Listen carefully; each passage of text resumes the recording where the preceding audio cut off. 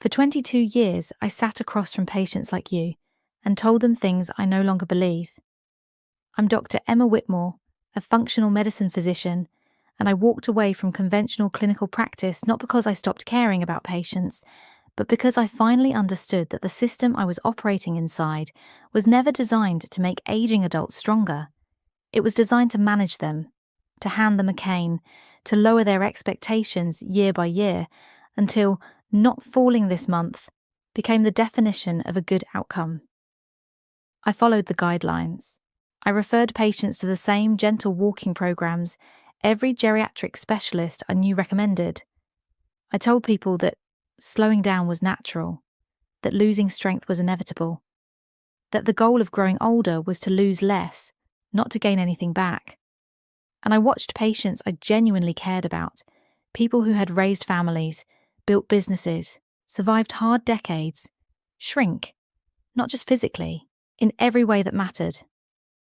It wasn't until Case File 2019 that I finally understood what I had been doing wrong, and more importantly, what I had been failing to give the people sitting across from me.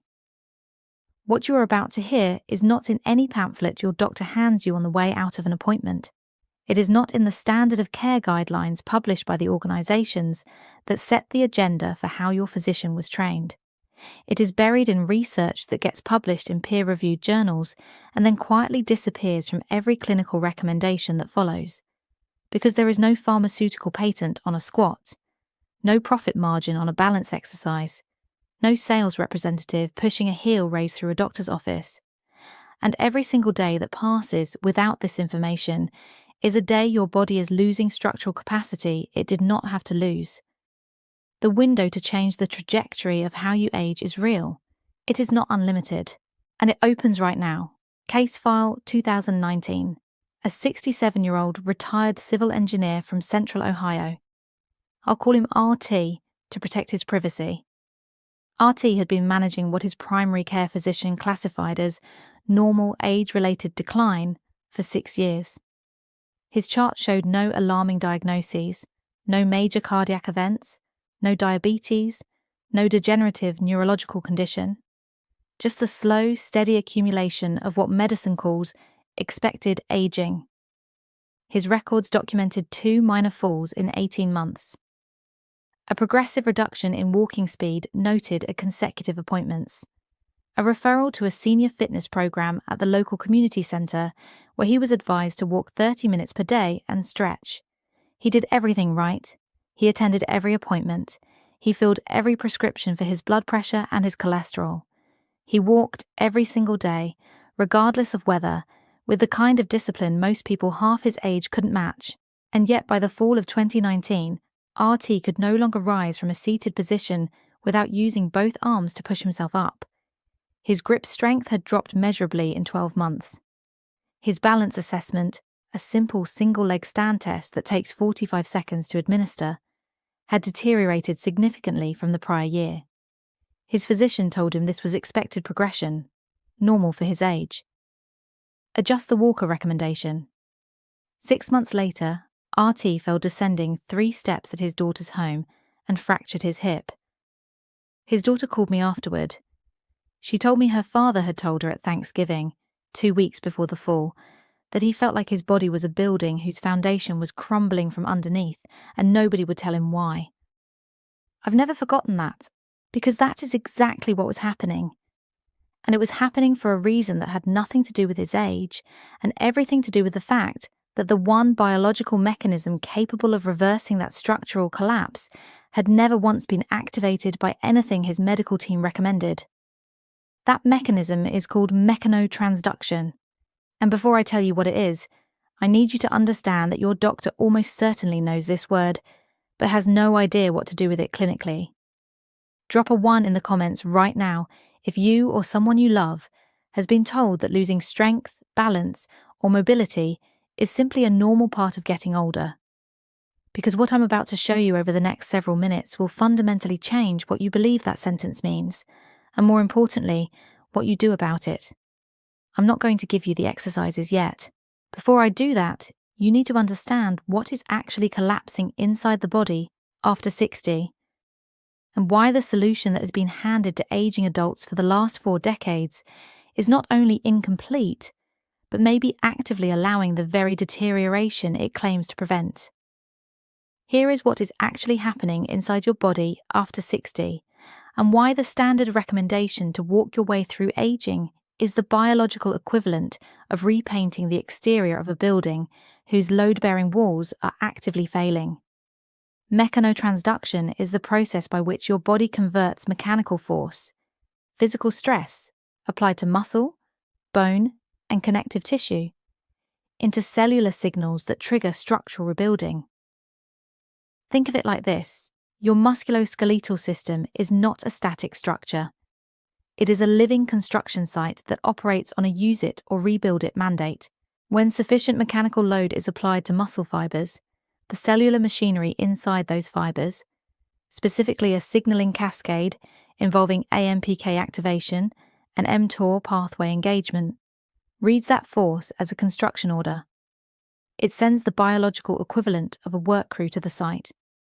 Proteins are synthesized, muscle fibers are reinforced, bone mineral density at the load-bearing points is increased through osteoblast stimulation. The structure gets stronger.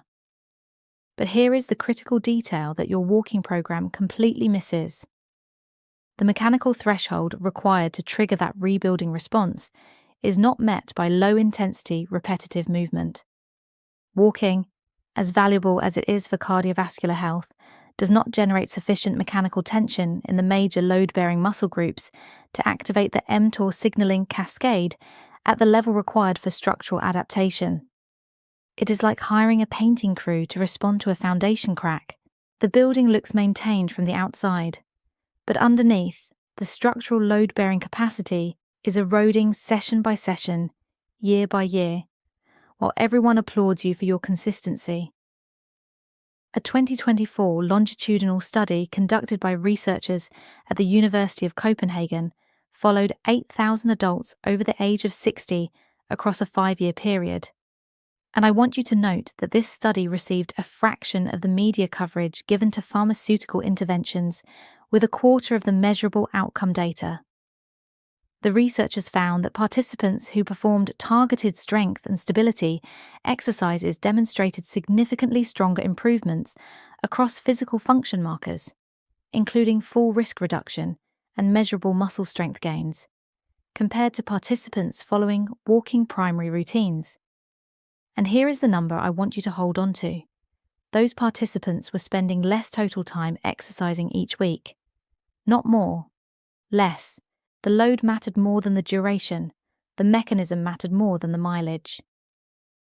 This brings me to Case File 2021, a 63-year-old retired school teacher from Western Pennsylvania. I'll call her MD. She came to me after 3 years of progressive difficulty with what she described as the small physical tasks of daily life. Rising from her car seat, carrying groceries up a half flight of stairs, standing long enough to cook a full meal. Her chart from her primary care physician was unremarkable. Her blood work was within normal ranges. She had been walking faithfully, 40 minutes a day, 5 days a week, for 4 years. Her physician told her she was doing everything right. What her physician had never tested, never ordered, never considered, was her functional muscle output, specifically the quadriceps and hip flexor strength that determines whether a human being can stand up from a seated position without compensating with upper body momentum. When I assessed MD, her lower body functional strength had declined to a level consistent with someone nearly a decade older. Her walking program had maintained her cardiovascular baseline. It had done nothing, not one measurable thing, to address the structural muscle loss accumulating in the exact muscle groups she needed to stay independently mobile. That is not a failure of effort, that is a failure of mechanism. And it is happening to millions of people right now who believe they are doing everything their doctor asked. The second mechanism is one that most physicians never connect to physical decline in aging adults, and it is, in my clinical assessment, the reason that balance deterioration accelerates so dramatically after 65 in people who are otherwise active. That mechanism is neurological motor pathway degradation, the progressive weakening of the communication infrastructure between your brain and your peripheral muscle groups. Think of your nervous system as the electrical wiring of a large building. In a young, well-maintained structure, the wiring runs clean signals from the control panel to every outlet in the building instantly and without interference. But beginning in the 5th decade of life, if the wiring is not regularly subjected to complex, coordinated cross-body electrical demand, the insulation around those pathways, the myelin sheathing around peripheral nerve fibers, begins to thin. The signal still travels, but it travels slower, it arrives with less precision, and in a body that is simultaneously losing the structural muscle mass we just discussed, slower and less precise neuromuscular signaling is the difference between catching yourself when you stumble and a fractured hip on a flight of 3 stairs. Standard walking activates a narrow, repetitive motor pathway. The same neural circuit, firing the same sequence, in the same low-complexity pattern, thousands of times. It does not challenge the wiring. It does not force the electrical system to reroute, adapt, or build redundant pathways. The exercises I'm going to give you in a moment are specifically architected to do something walking structurally cannot. They force cross-body coordination, single-limb stabilization, and multi-joint load-bearing that demands new neural pathway activation every single repetition. A study published in the Journal of Gerontology, peer-reviewed, replicated, and referenced in almost no primary care continuing education materials, found that coordinated resistance and balance training in adults over 60 produced a 44% improvement in neuromuscular response times compared to a walking-only control group over a 12-week period. 44% in 12 weeks. Comment the number 2 in the comments right now if your doctor has ever assessed your neuromuscular response time, your single leg balance duration, or your functional lower body strength at any appointment in the last 3 years. I already know what most of those comments are going to say. Case file 2022. A 71-year-old former contractor from coastal Georgia, I'll call him WB. He was referred to me after 2 falls in 11 months, neither of which resulted in fracture, but both of which his family described as deeply frightening in their speed and completeness. No stumble, no warning, just a sudden collapse of balance with no recovery. His cardiovascular health was excellent. He swam 3 times per week. He was not sedentary by any reasonable clinical definition. But his neurological motor coordination assessment told a different story entirely. The cross-body stabilization pathways, the neural circuits responsible for the split-second muscular corrections that prevent a stumble from becoming a fall, had degraded to a level that his swimming program, as beneficial as it was for his heart, had not touched. Put a 3 in the comments if someone sent you this video, because that person understood something about your physical future that most medical appointments will never address directly. I'm going to give you the exact 5 exercise protocol in the next segment. The specific movements, the exact progression structure, the precise timing of holds, and the sequence that matters for neuromuscular adaptation. But before I do, I need you to understand one final piece, because without it, you will start this protocol, feel the initial difficulty, and stop before the adaptation window opens. And stopping before that window opens is the single most common mistake I watched patients make for years before I understood the timeline of structural rebuilding. We are almost there. Stay with me. Here is what I wish I had told RT before his daughter called me from a hospital waiting room, and what I wish I had told MD before 3 years of faithful walking produced measurable functional decline, and what I am telling you right now because the research is clear, the mechanism is established, and the only remaining variable is whether you act on it. The 5 exercises I am about to give you are not a gentle senior fitness program. They are a targeted mechanotransduction and neuromuscular activation protocol, and the distinction matters enormously because one of those things asks your body to maintain what it has, and the other instructs your body at the cellular level to rebuild what it has been losing, and that rebuilding process begins not after weeks of perfect consistency, but within the first several sessions if the movements are performed correctly and progressed appropriately. So let me give you exactly what you need, starting with the first component, which is the wall push-up with hold. And here is precisely why this movement does what a standard upper body exercise cannot for an adult over 60. When you place your hands flat against a wall at shoulder height and lower your body toward the surface in a slow, controlled descent, holding the position for 3 to 4 seconds at the point of maximum tension before pressing back, you are generating the specific time under tension stimulus required to activate the mTOR signaling cascade in the chest, shoulder, and tricep muscle groups. And time under tension is the construction variable that walking and casual movement never produce. Think of your muscle fibers as steel cables in a suspension bridge. A cable that is never placed under load never signals the engineering crew that reinforcement is needed, but a cable held under controlled tension for a sustained interval triggers an immediate structural inspection and repair response. Begin with 8 to 10 repetitions, hold 3 seconds at the bottom, 3 sessions per week, and progress to 12 repetitions with a 5-second hold within 3 weeks. As the adaptation begins, the second component is seated leg lifts with resistance, performed in a standard chair with your back supported, one leg extended slowly forward and held parallel to the floor for 4 seconds before lowering with control. And I want you to understand the specific muscle architecture this targets, because it is the architecture your physician is not measuring at your annual physical. The quadriceps and hip flexors are the mechanical pillars of independent mobility. They are the load-bearing columns that determine whether you can rise from a chair, climb a stair, or recover your center of gravity when your balance is challenged. A 2023 analysis published in the Journal of Strength and Conditioning Research found that targeted quadriceps strengthening in adults over 62 produced a 38% improvement in sit-to-stand performance over 10 weeks.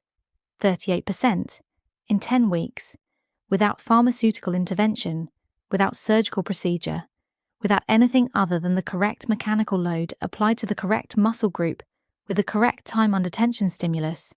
Begin with 10 repetitions per leg, using body weight only. Add ankle weights of 1 to 2 pounds in week 3. Progress to 2 to 3 pounds in week 6 as strength increases.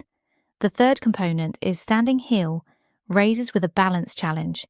And this is the exercise that most people underestimate until they understand what the calf musculature actually does inside an aging body. Your calf muscles are not simply cosmetic or athletic structures. They are the vascular pump of your lower limbs and the primary stabilizing anchor of your ankle complex, which is the first joint to fail in a stumble-to-fall sequence. When you rise onto the balls of your feet and hold that position for 3 seconds before lowering with control, you are doing 2 things simultaneously. You are generating mechanotransductive load in the gastrocnemius and soleus muscles that stimulate structural reinforcement, and you are activating the proprioceptive nerve endings in your ankle joint that feed real-time positional data to your cerebellum.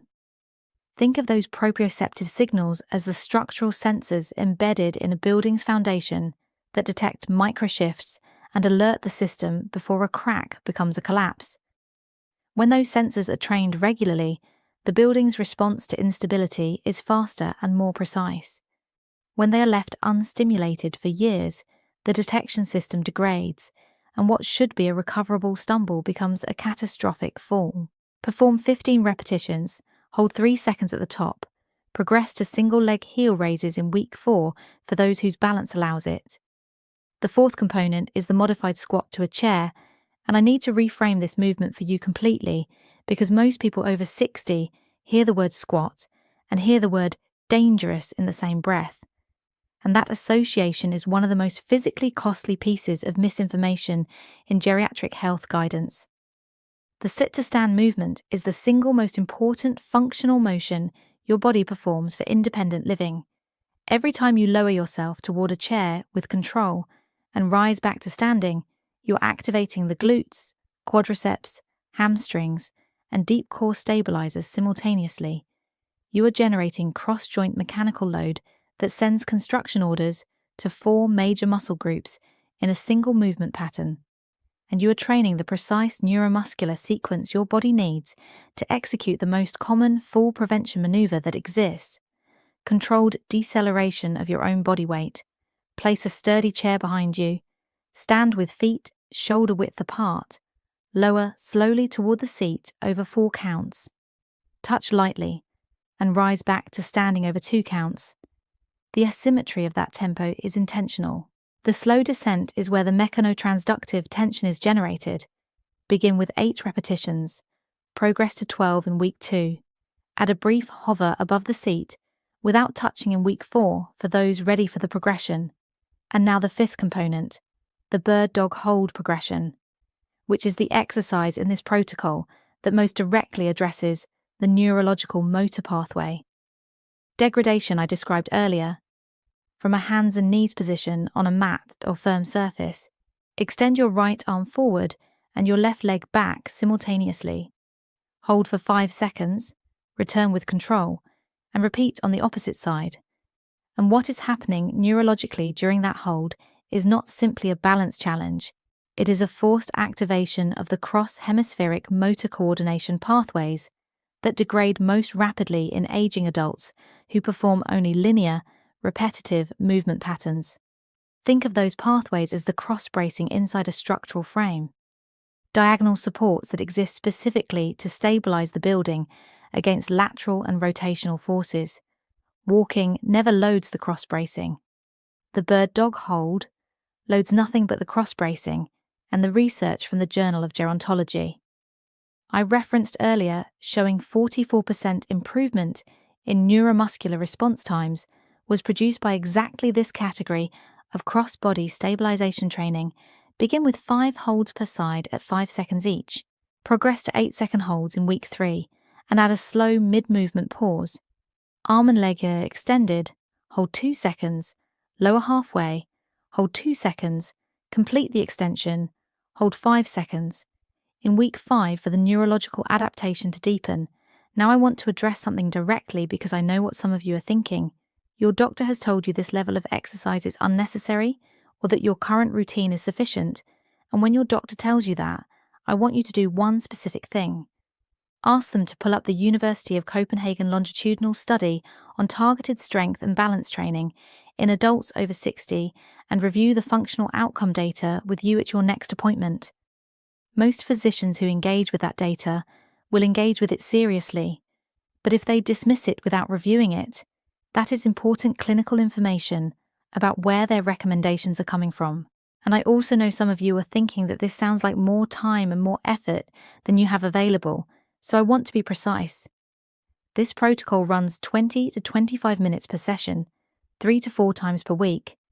That is less total weekly exercise time than the walking programs that produced measurable functional decline in patients like MD, and the cost is zero beyond a chair, a wall, and a mat, which brings me to Case File 2023. A 68-year-old retired nurse from northern Colorado, I'll call her PL, she came to me after her physician told her that her progressive balance deterioration was expected for her age and that she should consider a rollator walker for safety. PL was furious.